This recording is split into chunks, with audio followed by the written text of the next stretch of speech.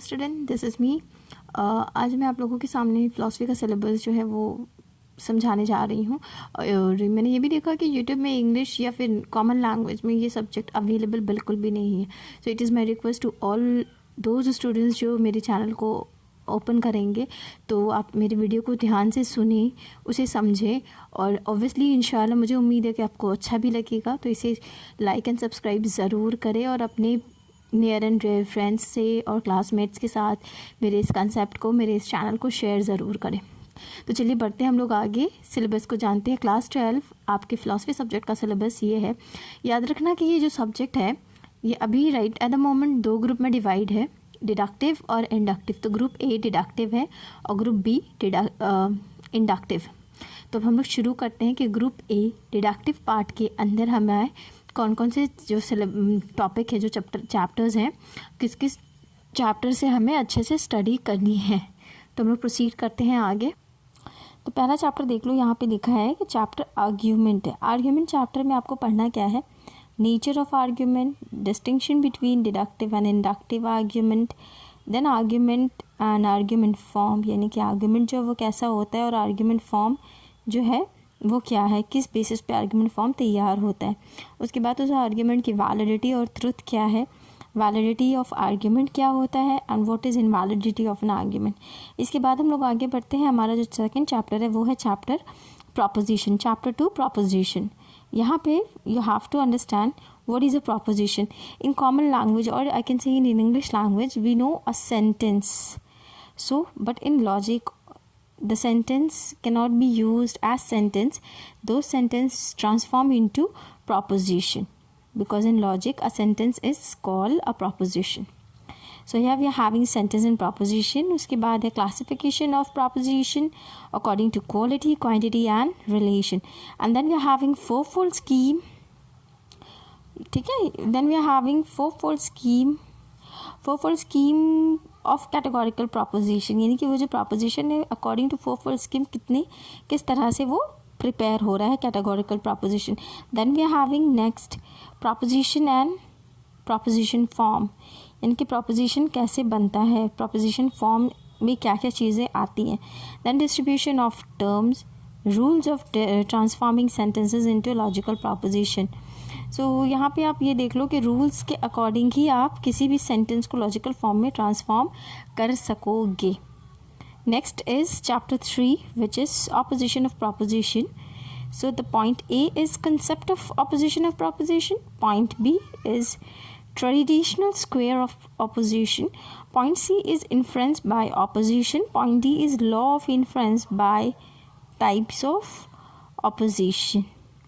यहाँ पे आप ऑपोजिशन ऑफ प्रोपोजिशन, यानी कि एक प्रोपोजिशन जो है उसका ऑपोजिट फॉर्म क्या होता है, एंड देन उसके बाद ट्रेडिशनल स्क्वायर में ऑपोजिशन क्या है और इन्फ्लुएंस बाय ऑपोजिशंस क्या होते हैं, एंड लॉज के हिसाब से कितने टाइप्स के ऑपोजिशन ऑफ प्रोपोजिशन हैं।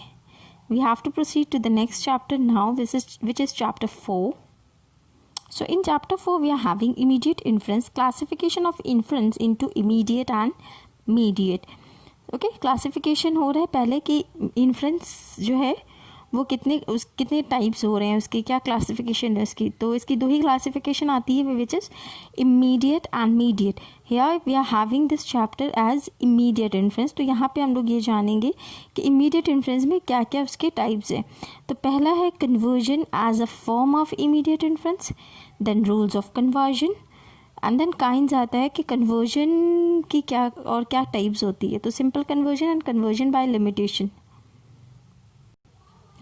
Okay, simple conversion and conversion by limitation. इसके बाद हमारा जो इमीडिएट इन्फ्रेंस के अंदर जो नेक्स्ट टॉपिक है वो है obversion as a form of immediate inference, rule of obversion. और अवर्जन का एक ही अनदर क्लासिफिकेशन का है या फिर उसका अनदर टाइप होता है, which is called material of aversion. Okay, now the next chapter 5, which is the most prominent chapter I must say. तो चैप्टर 5 में what the topic we are having, chapter 5 में हमें देखना है कि पॉइंट ए में हमें मिल रहा है नेचर ऑफ कैटेगोरिकल प्रोपोजिशन, यानी कि जो कैटेगोरिकल प्रोपोजिशन है इसकी नेचर क्या है, then structure of categorical proposition, and then figure of categorical proposition, mode of categorical proposition, general rules of syllogism, And the last point F is fallacies. Fallacies, we are having in number of fallacies. ये fallacies जो है illicit major, illicit minor, undistributed middle, fallacy of foreterm, fallacy of negative premise, fallacy of enthymeme, and the last point H is testing the validity of syllogism. Students, ये चीज़ें जो हैं मैं आप लोगों को जब इंशाल्लाह इस वीडियो के बाद फिर नेक्स्ट चैप्टर वाइज चीज़ें आप लोगों को समझाना और वीडियो डालना शुरू करूँगी, तो इन चीज़ों को समझ के ही करना है. और चैप्टर 5 जो थोड़ा सा क्रूशियल है और ज़रा सा कॉम्प्लिकेटेड भी होता है, अगर आप इसे पॉइंट वाइज अच्छे से समझें तो इस चैप्टर को समझना और क्लियर करना आप लोगों के लिए बहुत ईजी पड़ेगा. नेक्स्ट चैप्टर हमारा आता है chapter 6 which is called hypothetical and disjunctive syllogism. हम लोगों ने ऊपर पढ़ा था कैटेगोरिकल सिलॉजिज्म. ठीक है, एक सिंपल सिलॉजिज्म जो होता है वो कैटेगोरिकल, लेकिन जब यही सिलॉजिज्म मिक्स्ड होता है तो वो बन जाता है hypothetical syllogism and disjunctive syllogism. तो हम लोग जब ऊपर पढ़े हैं वो एक कैटेगोरिकल सिलॉजिज्म पढ़े हैं सिंपल फॉर्म में, और जो चैप्टर 6 है वो हमारा मिक्स सिलॉजिज्म आ रहा है. तो इस मिक्स सिलॉजिज्म में हमें क्या क्या पढ़ने को है. पॉइंट ए में we are having compound arguments. Point B hypothetical categorical syllogism. Rules of point C rules of hypothetical categorical syllogism. Point D testing the validity of hypothetical categorical syllogism. It means कि हमें देखो पहले पढ़ना है कि hypothetical categorical syllogism क्या है, इसके रूल्स क्या है, एंड द नेक्स्ट उस रूल के बेसिस पे हमें टेस्ट करना है कोई भी आर्ग्यूमेंट फॉर्म जो है वो हाइपोथेटिकल हो रहा है या नहीं, और अगर नहीं हो रहा है तो यहाँ पे कौन सी फैलेसी हो रही है उसको जो टेस्ट करेंगे तो वही होगा टेस्ट करना, कि हमें पता करना है रूल अप्लाई हो रहा है या नहीं. जब रूल अप्लाई होता है तो वो वैलिड होती है, और जब रूल अप्लाई नहीं होता तो वहाँ पे फैलेसी होती है. अब पढ़ते हैं चैप्टर 6 के नेक्स्ट पॉइंट पे which is point E disjunctive categorical syllogism. यहाँ बिल्कुल वैसे ही पढ़ना है, वही फीचर्स हमें पढ़नी है जो हमने हाइपोथेटिकल के लिए पढ़ा. सो डिसजंक्टिव में हम पढ़े हैं disjunctive categorical syllogism, then rules of disjunctive categorical syllogism, strong sense of disjunction included, and then we are having again testing the validity of disjunctive categorical syllogism. ठीक है, यहाँ पे आप रूल्स पढ़ेंगे और रूल के हिसाब से हमें उसको कैसे टेस्ट करना है वो देखेंगे. The next chapter 7 is Boolean interpretation. Boolean interpretation of categorical proposition, and then we are having Venn diagram of categorical proposition. Boolean interpretation में पता है क्या, सिंपल जो कैटेगोरिकल प्रोपोजिशन होते हैं टर्म के बेसिस पे उसको डिवाइड किया जाता है, और वेन डायग्राम में उस प्रोपोजिशन के क्लास का डायग्राम बनाकर उस पर फिलिंग की जाती है. And the next chapter is chapter 8 which is truth function. इन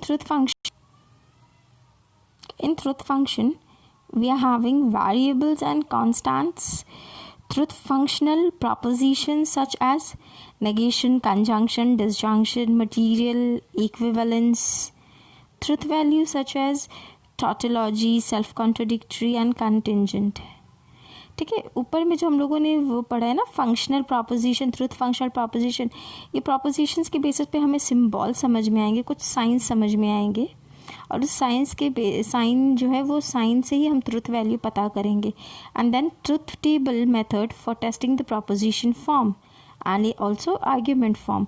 तो जो वो साइन हमें पता होगा उस साइन को अप्लाई करते हैं हम लोग ट्रुथ टेबल के जो मेथड है उसमें, और इस मेथड पे हम लोग उस साइन को अप्लाई करके पता करते हैं जो गिवन प्रोपोजिशन है या फिर जो गिवन आर्ग्यूमेंट फॉर्म है वो वैलिड हो रहा है या नहीं. नेक्स्ट हमारा है चैप्टर बी. नेक्स्ट हमारा है not chapter but group B. Group B हम बता दें कि ग्रुप बी क्या है, इंडक्टिव पार्ट है. मैंने बताया ग्रुप ए डिडक्टिव पार्ट है और ग्रुप बी इंडक्टिव पार्ट है. इंडक्टिव पार्ट में हमें ध्यान रखना है कि क्या क्या चैप्टर्स है. बहुत कम चैप्टर है, बहुत ही लीनियर, बहुत ही इजी चैप्टर सारे हैं इसमें, और ज़्यादातर इसमें आप ऑब्जर्वेशन के बेसिस पे ही आपकी ये थ्योरीज और मेथड्स जो है ईजिली कंप्लीट हो जाएंगे. ओके, सो ग्रुप बी में यानी इंडक्टिव पार्ट के अंदर हमारे 4 चैप्टर्स है. पहला चैप्टर है nature of induction. Nature of induction point 1 is ground of induction. What are the ground of induction? Point 1 is formal ground, law of uniformity and law of causation. And the point 2 is material grounds which is observation and experiment. Point B scientific and unscientific induction. Point C analogical argument, criteria for evaluating analogical argument. Hope so ये चीज़ें आप लोग को clear समझ में आ रही हो. Next point है, यानी नेक्स्ट चैप्टर हमारा है, नेक्स्ट चैप्टर का नाम है कॉज. कॉज में हम देख रहे हैं कि क्या क्या चीज़ें आ रही हैं. पॉइंट ए है cause, nature of cause. Point B cause as necessary condition. Point C cause as sufficient condition. Point D cause as necessary and sufficient condition. And point E, doctrine of plurality of cause, evaluating of the view. Okay, the next, the chapter 3, which is the most famous chapter in this part, Mill's method of experimental inquiry. So we all know John Stuart Mill बहुत ही बड़े logician philosopher हैं, और यहाँ पे इन्होंने कुछ linear method बताया है जो इस चैप्टर में इंक्लूड है. Principle of elimination. Point A principle of elimination. Point B method of agreement, method of difference, joint method of agreement and difference, and method of concomitant variation. और यहाँ पे ये जो 4 मेथड है, एक्चुअल में total 5 method होते हैं, but 12 के सिलेबस में 4 इंक्लूड है. ये वेरिएशंस, ओके, ये जो 4 मेथड्स हैं ये आपके सिलेबस का हिस्सा है. 5वां एक और मेथड होता है जिसको कहते हैं मेथड ऑफ रेसिड्यूज, जो आपके सिलेबस में नहीं है, ग्रेजुएशन का पार्ट है. इन चारों मेथड में आपको किन किन मेन पॉइंट्स पर आपकी स्टडी है या किन किन इंपॉर्टेंट पॉइंट पर आपको एनालाइज करना है. तो first point is definition and explanation, symbolic and concrete examples. Then we have characteristics, advantages and disadvantages. Point C is testing the inductive argument by applying Mill's method. Mill's dose method, यानी कि ऊपर जो 4 method पढ़े, उन 4 method को apply करके जो भी हम देखें कि गिवन आर्ग्यूमेंट के अंदर ये 4 में से कोई कौन सी मेथड अप्लाई हो रही है, और अगर नहीं हो रही है तो वहाँ पे क्या मिस्टेक हो रही है. यही मिस्टेक जो होती है, यानी कि मेथड अप्लाई करके देखिए, अगर अप्लाई होता है तो वो राइट होगा, और अगर मेथड अप्लाई नहीं हो रहा है, मेथड का मिसयूज हो रहा है, तो वहाँ पे फैलेसी हो जाती है. और इसी के साथ हम लोग बढ़ेंगे हमारा लास्ट एंड 4th चैप्टर पे, which is chapter 4, inductive फैलेसीज. Inductive फैलेसीज में हमारे बहुत ही इंपॉर्टेंट और बहुत ही लीनियर सारे टॉपिक्स हैं. पहला है illicit generalisation. Point B is post hoc ergo propter hoc. Point C is taking co effects of the same cause as cause of one another, taking a necessary condition as the whole cause, taking an irrelevant factor as a cause, bad analogy, and the last testing inductive fallacies. यहाँ तक हो गया आपका पूरा syllabus, और last में आता है point group C. Group C में आप ये समझ लो कि आपका वर्कशीट है, यानी कि जो भी असाइनमेंट्स अभी डिसाइडेड होते हैं तो यही वर्कशीट के ऊपर ही डिसाइडेड होते हैं. यहाँ पे गिवन बोर्ड से मिला हुआ टॉपिक्स है ग्रुप सी के अंदर. इन्हीं 4 टॉपिक में से ही आपको असाइनमेंट सेलेक्ट करना पड़ता है. पहला असाइनमेंट है कैटेगोरिकल सिलोजिज्म, दूसरा असाइनमेंट है कॉज, तीसरा असाइनमेंट है Mill's method of experimental inquiry और method of residues. Residues is excluded which is mention here C. ये मेथड एक्सक्लूड किया हुआ है. 4 मेथड आपको उन चारों मेथड के ऊपर इंक्वायरी करके ये करना होगा, असाइनमेंट प्रिपेयर करना होगा. And the 4th is inductive फैलेसीज, जो आपका चैप्टर 4 है. ठीक है, उम्मीद करती हूँ कि जो भी मैंने यहाँ एक्सप्लेन किया होगा आप लोगों को समझ में आए.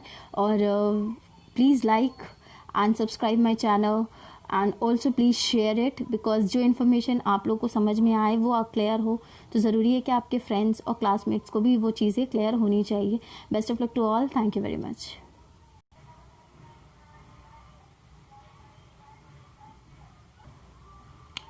Please follow my channel and hope कि मेरे चैनल से मिलने वाले सारे नोट्स आपके लिए हेल्पफुल हो.